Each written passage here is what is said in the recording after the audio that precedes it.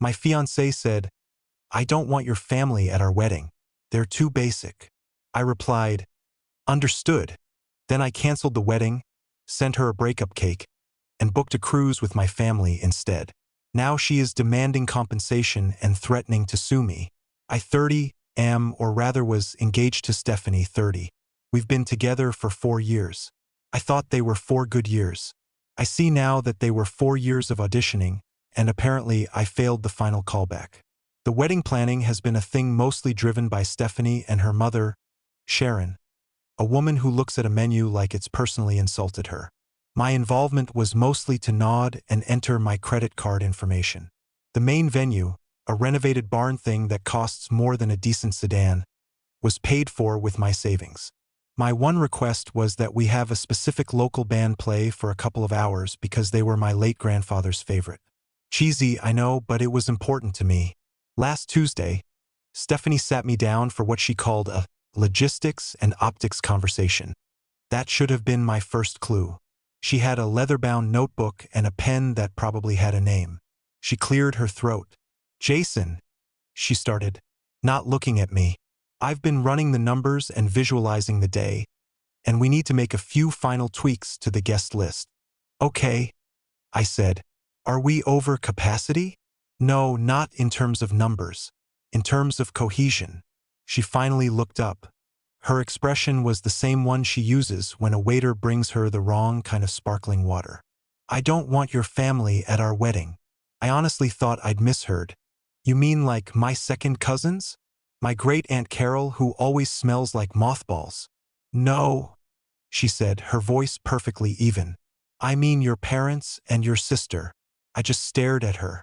My dad, a retired mechanic who can fix anything and tells the worst jokes. My mom, a nurse who makes the best lasagna on the planet. My sister, a vet who has fostered more stray animals than I can count. "They're just too basic," she said, wrinkling her nose as if she'd found a bug in her salad. "My family are friends. They're from a different world. My mother is worried about the clash. We're trying to cultivate a certain elegance.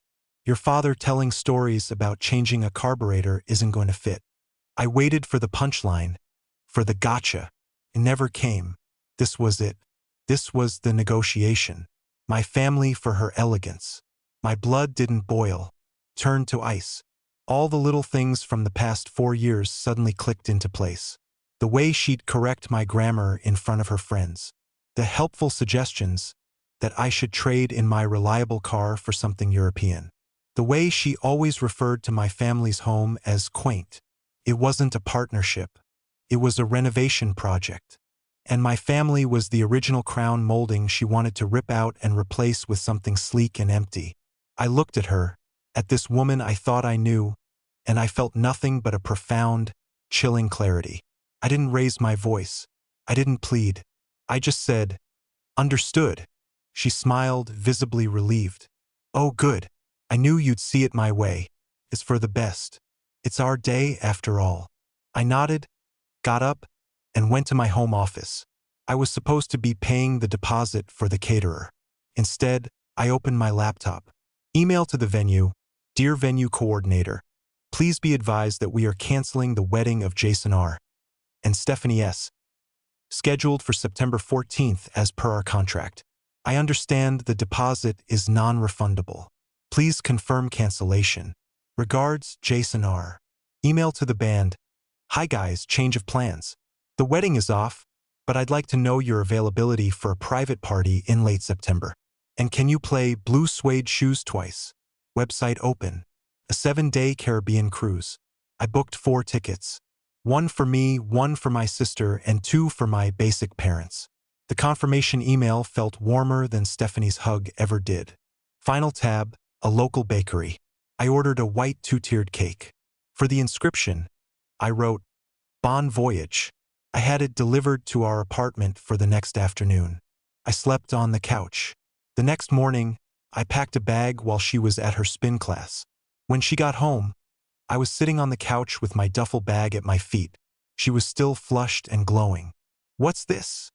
she asked, gesturing to my bag. "I'm going to my parents for a bit," I said. Just then, her phone buzzed. It was the cancellation confirmation from the venue. Her face went slack. What is this? Did you do this, Jason? Is this a joke? I understood, I said, repeating my line from the night before. I understood that you see my family as disposable. I understood that you value optics more than people. And I understood that I was making the biggest mistake of my life. The doorbell rang. It was the cake. I brought it in and set it on the coffee table. She stared at the Bon Voyage written in cheerful blue icing. I canceled the wedding, I said calmly. And I'm breaking up with you. The cruise I booked for our honeymoon is now a family trip for my family. The basic one. The mask fell. Her face contorted into a snarl I'd never seen before. You can't do this. I've paid for the dress, the flowers. My parents put down a deposit for the rehearsal dinner. You owe me. You will pay for this. I walked to the door. Actually, I said, I won't. Now she's blowing up my phone. Dozens of texts and voicemails. She's gone from crying to screaming to threatening. This morning's text was an all-caps masterpiece claiming I owe her for emotional distress, non-refundable wedding expenses, and reputational damage. She says her father, Edward, a corporate tax attorney, is drafting a lawsuit. Am I the asshole for how I handled it? Maybe. But to be honest, I'm too busy looking at shore excursions to really care. Well, folks, it's been an eventful fortnight. I wish I could say Stephanie's threats were just hot air. But it turns out entitled people are nothing if not persistent. They mistake tenacity for being right. First, the lawsuit. It's real. A thick envelope arrived via certified mail. It's a small claims court filing, and it's a masterclass in creative grievance. Edward's legal mind has clearly been at work, twisting things. She's suing me on the grounds of promissory estoppel and unjust enrichment, claiming she spent thousands in good faith based on my promise to marry, and it would be unjust for her to bear those costs alone. It's a fancy way of saying, pay for my dress. The itemized list is glorious. The non-refundable deposit on her custom wedding dress, $4,000. Deposits for the florist, photographer, and her makeup artist totaling $3,500. A nebulous claim for emotional distress and public humiliation. The total is just shy of the small claims maximum. She conveniently forgot to mention that the single largest expense, the venue, was paid for by me and is a loss I've already eaten. But here's where they showed their strategic hand. Last Monday, I got an urgent meeting request from my boss, Ronald. I walk in and he looks uncomfortable.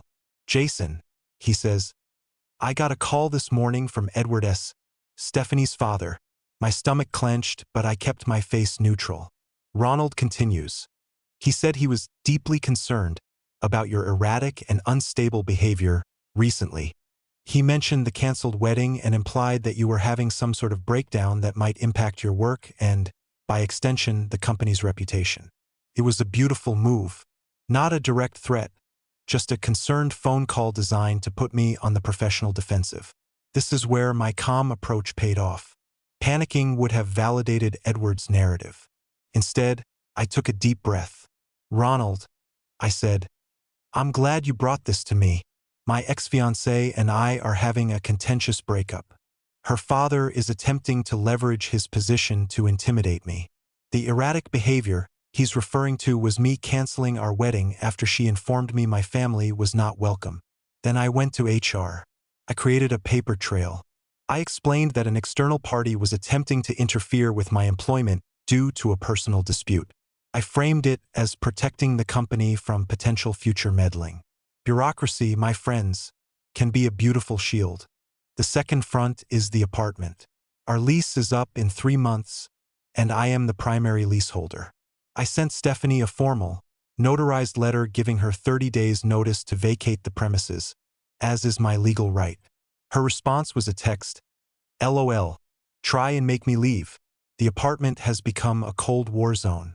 She started leaving passive-aggressive notes everywhere. It's psychological warfare, amateur hour edition.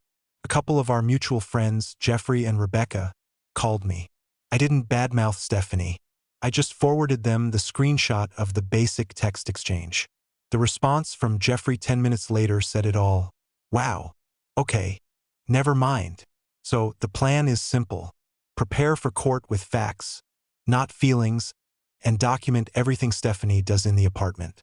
If she's not out in 30 days, I'll start the formal eviction process. The countdown to the cruise is on. T-6 days. My sanity is holding on by a thread, but that thread is made of Kevlar. The apartment situation devolved exactly as you'd expect. Stephanie's strategy was to be the worst possible roommate, hoping I'd pay her to leave. It was a war of attrition. I didn't engage.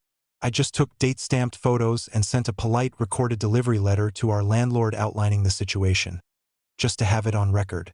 But the main event came once again from Daddy Dearest. Edward is not a man who likes to lose. His attempt to paint me as unstable at my job failed, so he escalated. I got a strange call last week. It was from the fraud prevention department at my bank. Mr. R, the woman said, we're calling to verify a recent credit inquiry. Our systems flagged an inquiry from a mortgage underwriter that appears to be unauthorized. Can you confirm you are currently applying for a home loan? My blood ran cold. No, I said. I am absolutely not. She explained that someone had used their system to pull my full credit report because it wasn't tied to any application from me. Their compliance software flagged it. And who is a top partner at a firm that has this major lender as a huge client? Edward S. He couldn't get me fired, so he decided to see if he could financially kneecap me. This was a major escalation, a potentially illegal one, but his arrogance made him sloppy. The bank's automated system did its job. The woman on the phone was cautious but clear.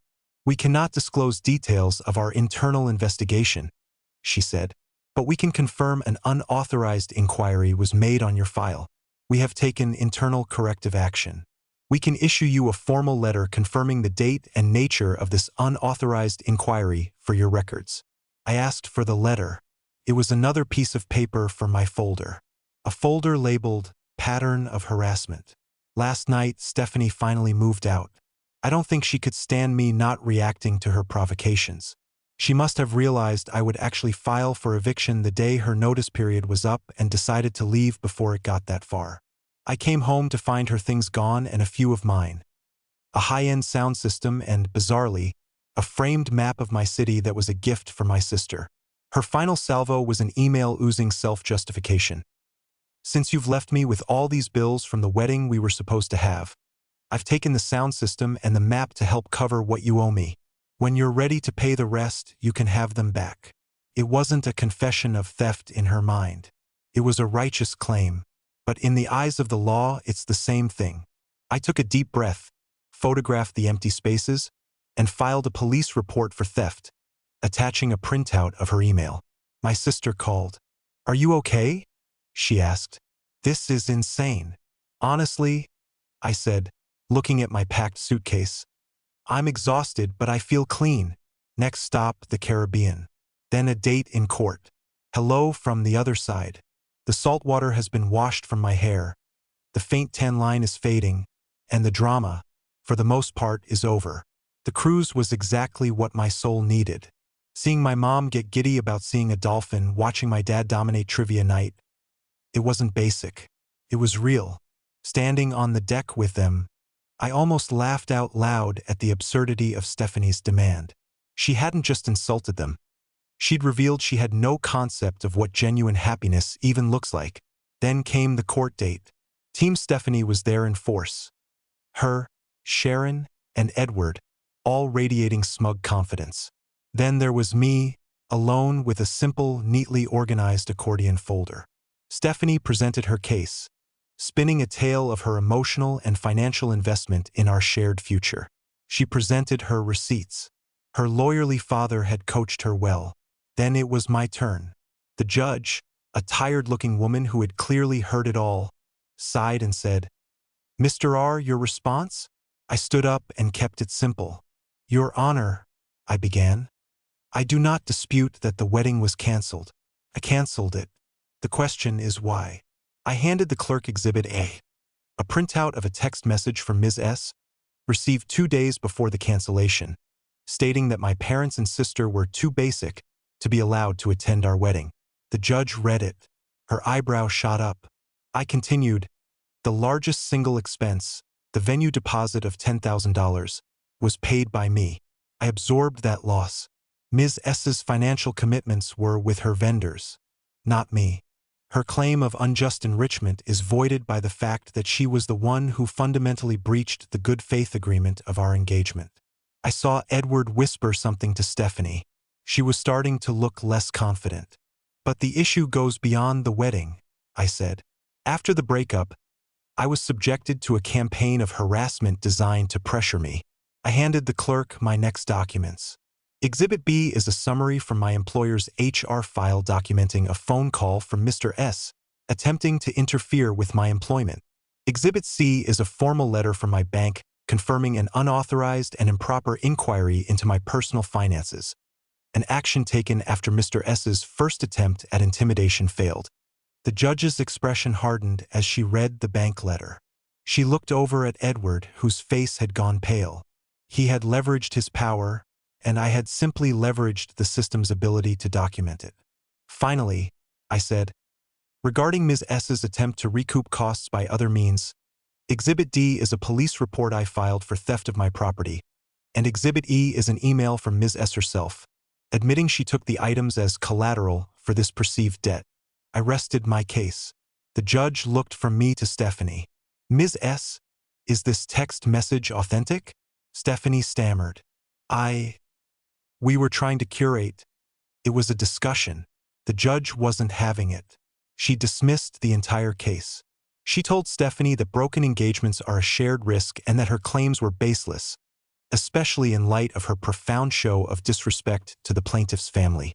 She then looked pointedly at Edward and said that the evidence of harassment was deeply troubling and that I was well within my rights to pursue those matters in a different venue. The fallout was quiet but absolute. Legal. Stephanie got nothing. A police officer made a friendly call about the theft report, and my property was returned the next day.